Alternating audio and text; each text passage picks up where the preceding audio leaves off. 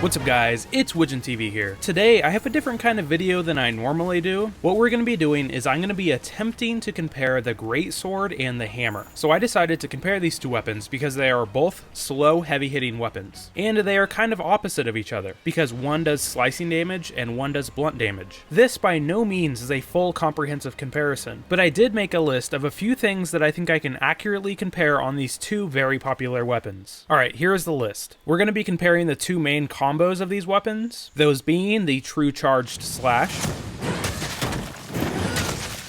and the big bang combo. And then we're going to be comparing the sliding attack damage and then the jumping attack damage. And after all of that, we're going to be comparing the sheath speed and the drawn walking speed. Alright, so let's go over how I compared these two weapons. The first thing that I want to say is that this is not a complete breakdown of how damage works in Monster Hunter World. There are probably over 10 different variables that go into deciding the exact damage of a weapon. Those including motion values, damage resistances, attack values, and sharpness multipliers, just to name a few. But the trick to comparing two different weapons in Monster Hunter World is to remove as many variables as you can, and in fact I'm going to try to remove all but one variable, the motion value, but I'll get into that in a second. So let's meet the two weapons that I'm comparing. I'm going to be comparing the Bone Slasher 1, which is a Rarity 3 greatsword, and the Carapace Sludge 2, which is also a Rarity 3 weapon. I'm using these specific Rarity 3 weapons because they don't have any elemental effects, and I already had the hammer in my inventory. So if you look here, as you can see, both attack values are not the same. Well, in Monster Hunter World, each weapon is assigned a bloat factor number, and to put it simply, when you divide these two attack values by their designated bloat factor number, in this case the greatsword with 4.8 and the hammer with 5.2, they will both equal the same attack value. In this specific case, it's 140. So now that we know that both of these weapons have the same attack value, there's only one more thing to count, and that is how hard you're hitting with these weapons. And that's where the motion value comes in. The motion value basically measures just that, how hard you're hitting. So a weak attack will have a low motion value, and a strong attack will have a high motion value. And obviously adding up the motion value for each attack in the combo will give us the motion value for the combo. And yes, technically this is the motion value plus the attack damage, but keep in mind this is in context of comparing two different weapons, so as long as we keep everything the same, the actual numbers themselves don't really matter. If you're still confused, hopefully that clears up as we move forward. So let's take a look at the greatsword combo first. So with the greatsword combo, I'm charging up to level 3 on the first two attacks,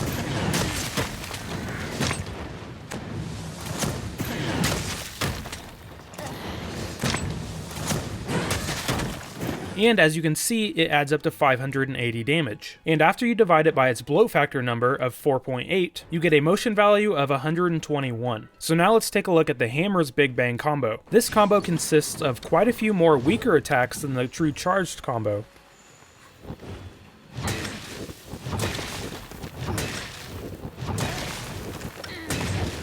And as you can see, it adds up to 479, which after you divide that by the hammer's bloat factor number of 5.2, you get a motion value of 92. Now I could have left it there and called the greatsword the winner, but the truth is the fact that you mainly use these combos during an opening, and during an opening, time is everything. So I decided to calculate the DPS of both of these combos. For the greatsword's true charged slash, the total time that it takes to do this combo is about 15 seconds, and for the hammer's big bang combo, it's about 9 seconds. And then you divide the motion value by the time, and you get 8.1 damage per second with the greatsword, and 10.3 damage per second with the hammer. So for this part of the comparison, I'm going to call the hammer the winner. Alright, so let's move on to the sliding damage. Now both of these weapons can benefit heavily from a hill, but which one's better? This time let's start with the hammer. Now I'm testing on this barrel to get the most consistent result that I can, but in fact both of these weapons can benefit from a bigger target. But in this specific case, it does 5 ticks of 16 damage, and then a final 65 damage hit at the end that equals 145 damage. And after you divide that by the bloat factor number, you get a motion value of 28. Alright, so let's take a look at the greatsword. The greatsword starts off with a really big hit of 64 damage, and then it does 3 ticks of 18 damage, and then ends with a slash that does 51 damage. Altogether, it equals 169 damage, and after dividing that by its bloat factor number, you get a motion value of 39. And I'm not going to do the DPS calculation this time because I don't think it's really necessary, legendary, and that means the great sword gets the win for this one. So now that we're tied at 1 apiece, let's keep this moving. Next up, we have jumping damage, and this one's really important because a lot of times your jumping damage is also your mounting damage, and the more mounting damage you're doing, the more likely you are to mount the monster. So let's start with the great sword. So this one does 69 damage with a level 3 charge, and since we're mainly talking about mounting damage here, I'm not going to count the wide slash that you can do when you land. 69 damage divided by the bloat factor number is a motion value of 14. Next, let's take a look at the hammer. This with a level 3 charge does 52 damage, and after dividing that by the bloat factor number, you get a motion value of 10. So again, a pretty clear winner here. The W is going to the greatsword. Alright, so now let's talk about the non-damage oriented attributes of each weapon. Starting off with sheath speed, this attribute is important for both weapons, but it is especially important for the greatsword, as we'll see later in the video. So this came down to a frame-by-frame comparison, and after analyzing it, I found out that both of them were virtually identical. But there is one small caveat to this. It seems that you can move faster while you're sheathing with the hammer. With the greatsword, it seems like you have to walk pretty slow to sheath your weapon, but with the hammer, you can sheath while running, which is a huge advantage. But that being said, I think I'm gonna have to give these two a draw, because they are so similar. Alright, so now let's move on to the last one on the list, and that is the drawn walking speed. So we're gonna measure the speed that you can walk with the weapon drawn. I set up a little test in the training area here and put the weapons side by side, and as you can see, there is no comparison. The hammer is way faster than the greatsword, and dare I say, usable with the weapon drawn. You can actually legitimately run around the monster with your weapon drawn, but with the greatsword, that's completely the opposite. If you're walking around with a greatsword drawn, then you're doing it wrong. If you need to reposition in just about any way, you need to resheath the weapon and then do another draw attack. But luckily with the greatsword, it has a really great draw attack, so it won't hamper you that much. But definitely the win is going to go to the hammer for this one, and that completes the board. The greatsword with 2 wins and a draw, and the hammer with 2 wins and a draw. So there's my comparison of these two weapons. Now obviously these things on this list is not the extent of each of these weapons' capabilities. There's a bunch of different things that we could have talked about. We could have also talked about the guard of the greatsword, or how the hammer applies elemental damage better because it hits more often. That's why I'm going to leave this up to you guys. Let me know what you guys think down in the comments below. Are you a hammer user? Are you a greatsword user? Do you use any other kind of weapon? And which one do you think is better? Like I said, let me know in the comments down below. I'm really looking forward to seeing you guys' opinions, but that's all I have on these two weapons. I really hope you guys enjoyed the video. If you did, make sure to like and consider subscribing. It really helps out my small channel. Also, consider following me on Twitter. It's the best place for me to keep in contact with you guys. But anyway, this has been Widgeon TV. Thanks for watching, guys.